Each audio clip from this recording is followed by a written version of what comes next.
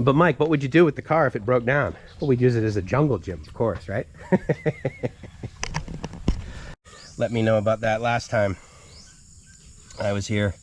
They have a Tagalog word for them, but basically they're shy plants. And anyway, so those are fun to touch and see the reaction of nature based on my superiority as a two-legged person. This is amazing. Bamboo is amazing. I remember the first, I think it was in Vietnam the first time I saw it. Likely it was Thailand, because Thailand was basically the first Southeast Asian country I was ever in. But I did land in a metropolis, Bangkok of course, and then from there I went to Pattaya, and arguably neither of those are the province for Thailand.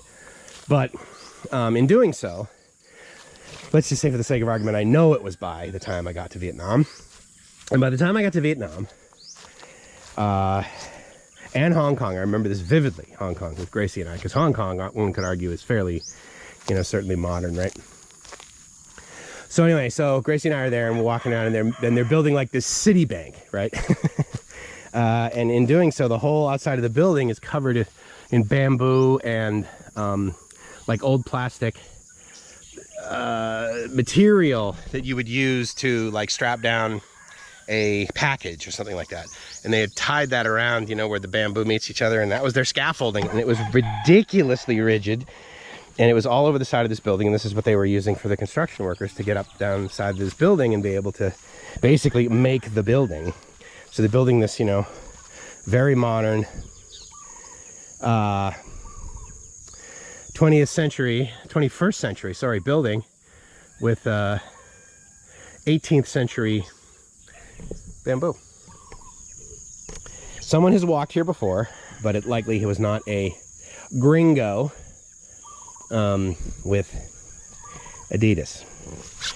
It was probably some farang with Nike. But I am going to follow this path until I believe I'm sinking, and so far that has not occurred. This is a drag and gross and not where I want to step, but I should be able to get there, and then from there, while a little gooey, I do believe that I walked actually as far as here yesterday, and so was therefore, it almost feels like I'm making a ridiculous what did they call this, reality TV show, and it's like you guys are, oh my god, is he gonna get his shoes all dirty? Oh, Jesus Christ. You know, like there should be like some string or wind instruments in the background playing me through this treacherous mud, and then I'll get voted off the island, I guess, if I don't make it, right? But anyway, so yeah, so I walked here yesterday, and from the house all the way to here, absolutely I can get the Pajero, and because of the angle of that, it's not like there's one of these steep deals. The angle is I could absolutely drive the Pajero up there, and I could get it to behind those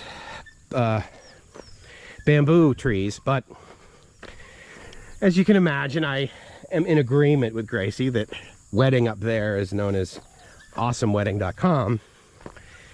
So we're definitely doing that. And then I guess this is the rice field before you put the rice in. So it ends up here, right? And then they like keep watering it, or they add water to it or something, and then it gets there, and then they till that, or they, I don't know, they get the rice out of it. It's amazing, really, if you think about it, because I mean, if you saw like where my hands were pulling off the little rice things, right? So you get this giant green leaf that is grown out of the ground in however long it takes, and then you got these little rice flakes on it, and that's not even the rice. You still got to like take all of that, you got to dry it out, and then you got to get like some machine to basically crack the nut open, crack the shell open, and get to the inside of it, and then that's the rice that you sell for pennies a kilo, and you ship all the way across the across the ocean to friggin' San Diego to sell it in a Costco for like 40 bucks for a giant sack of it. It's just like, dude, this is crazy.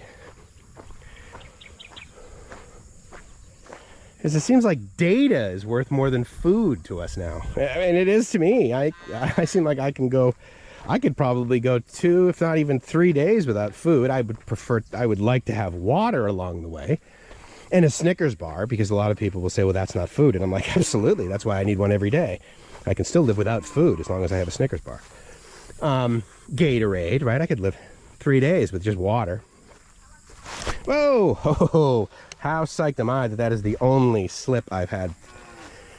And I didn't seem to damage my back. But yeah, see, I could drive all the way over here with the Rover. Now, I suppose I could go up one level, but it just seemed like even where I was, up one level was another rice field and another rice field. And so to get over there, it appears that the only way to do so is to follow those chickens up to that cow. That's our cow, but I believe that is, what did she say the name of it was?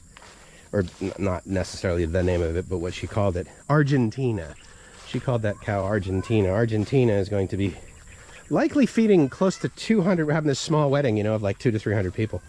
I used to DJ weddings in Southern California. When I first moved there, I was a cow poop wedding. I was a DJ for weddings, and then I did pretty much weddings. And then from there, I did a few restaurants and that sort of thing. And then from there, I did nightclubs. And I thought, okay, this nightclub thing is absolutely the way to go. It looks at me with such conviction, yet anger, but at the same time, caution and fear. I mean, I suppose at the end of the day, that animal is prey, right, for others. But it looks pretty good. Looks like it's been crying a lot, which saddens me, of course. But don't worry, we'll put you out of your misery in a little bit. You just keep eating. You just keep fattening up there, sport. I love you. I'm just not in love with you. But yeah, I think you saw my shirt. 27,000 pesos. Actually, we also had to pay another guy about 1,300 pesos because it took someone 2 days driving around in a motorbike and a trike with a friend of theirs to secure said cow. It was a good price because we looked at another one that was about the same size and they wanted 32.5 for it. Gracie believed that was too expensive. Don't disagree. So anyway, so what I need to do is I need to determine the diameter of this hose, and I'm going to go with 1 inch, basically.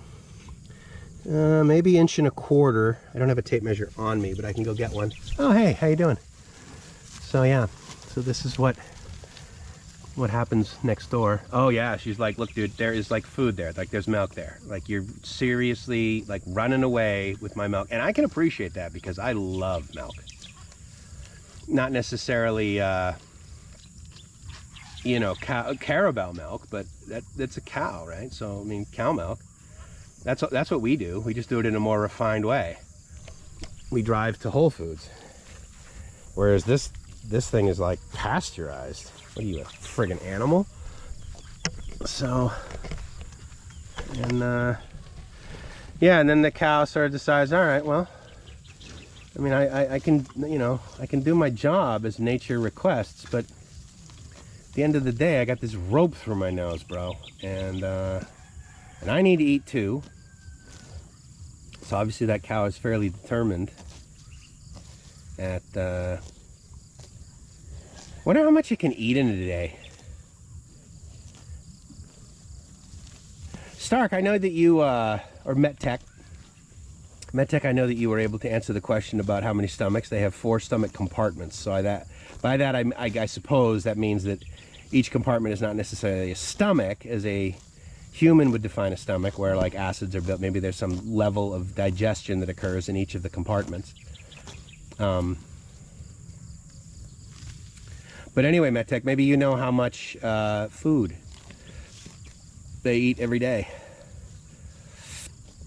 This is Gracie's niece.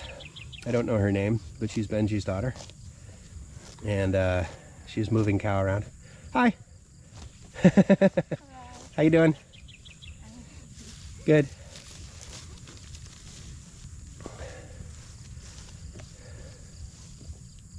So yeah, so she gets to do that. It's part of her morning chores, I suppose. They move them around, and I suppose they do that to have varying degrees of grazing. location. And I need to have some electrolytes or something. Anyway, so yeah, so I need to figure out a way to patch this hose. And as you can tell, I mean, you know, this is a standard Mike is blithering as he's walking through life video, mainly for the benefit of my mom, to see what I'm doing, so that when I say, yeah, I actually kind of need a 4x4, I know that obviously from Southern, hey Jared, so that when, because I know from Southern California perspective, when you're like, oh dude, I need a 4x4, that just simply means that you need to be able to drive to you know, you need to be able to drive to Nordstrom's rack when it's raining. That's really the justification for a 4x4 in Southern California. Now, to be fair, Southern California, in air quotes, that also can include Big Bear Lake. And if you live up there in the winter, well, yes, I get the whole 4x4. You simply can't drive up there at parts of the year without having a 4x4, or without having chains, for that matter. I think this is pregnant. This pig is pregnant. And so therefore, I guess we're not eating it. There was the budget of 20,000 pesos for the initial cow, and so now that we've upgraded to basically just under 30 because of the location services and fees that we had to pay for the person to get desirable cow. So today is February, today is Wednesday, I think. I believe Valentine's Day was like